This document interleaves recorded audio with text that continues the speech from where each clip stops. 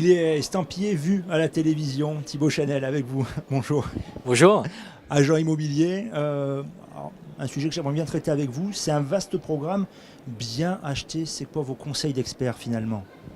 Alors, bien acheter, c'est avant tout acheter quelque chose qui correspond à ce dont on a besoin à cet instant T, en fonction de ses revenus, en fonction de son profil d'acquéreur, de situation personnelle, familiale. Euh, le bon moment pour acheter, c'est le moment où on peut le faire et où on a envie de le faire. Après, il se trouve que là, aujourd'hui, on dit que c'est le bon moment d'acheter. Alors c'est particulièrement vrai parce que depuis maintenant 2-3 ans, on a des taux de crédit qui sont historiquement bas.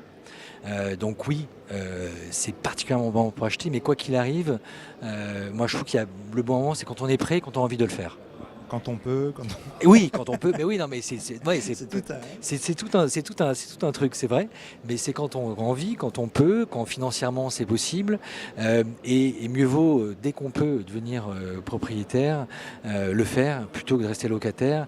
Et mieux vaut rembourser tous les mois un crédit et patrimonialiser quelque chose plutôt que foutre de l'argent dans le loyer. Si on peut devenir propriétaire, mieux vaut le faire le plus vite possible.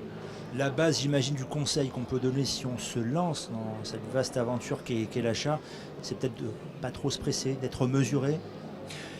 Ben, après, encore une fois, je pense, il faut voilà, voir un petit peu toutes les différentes étapes. Et en premier lieu, c'est voilà, quelle est sa capacité d'emprunt quand on va avoir une banque, de quel budget on dispose.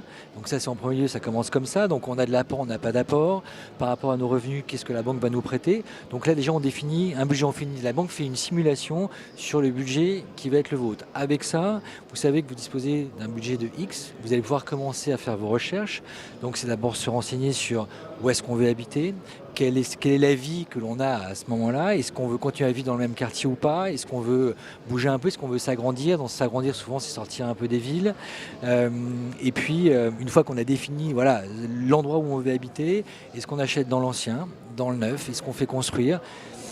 Alors, encore une fois, il n'y a pas de mauvaise solution, chaque solution est adaptée à son profil, à ses envies. Dans l'ancien, on va avoir des biens avec un peu plus de charme. On sera beaucoup plus souvent dans des centres-villes. On a des frais de notaire un peu plus élevés, on est à 7,5%. Dans le neuf, on a des frais de notaire plus réduits, on est entre 3 et 4%. En revanche, on est sur des prix d'acquisition qui sont un petit peu plus élevés. Et la construction, bah là, c'est encore autre chose. On se fait plaisir, on lance dans une grande aventure. C'est souvent une aventure qu'on fait rarement seul, hein, qu'on fait en famille, mais avec une vraie satisfaction de se construire, on va dire, son toit sur mesure.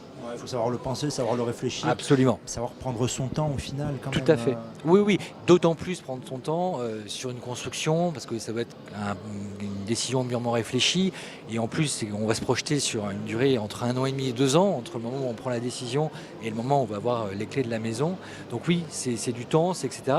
Pas se précipiter, mais après, quand la décision est mûre, il faut y aller, il ne faut pas hésiter. Ouais, c'est vrai qu'à un moment donné, voilà. Il faut, Bon. il faut foncer. Quand on a décidé quelque chose, il faut y aller. Mais donc, quand on a été en gestation pendant quelques temps, une fois que les indicateurs sont ouverts, il faut tracer.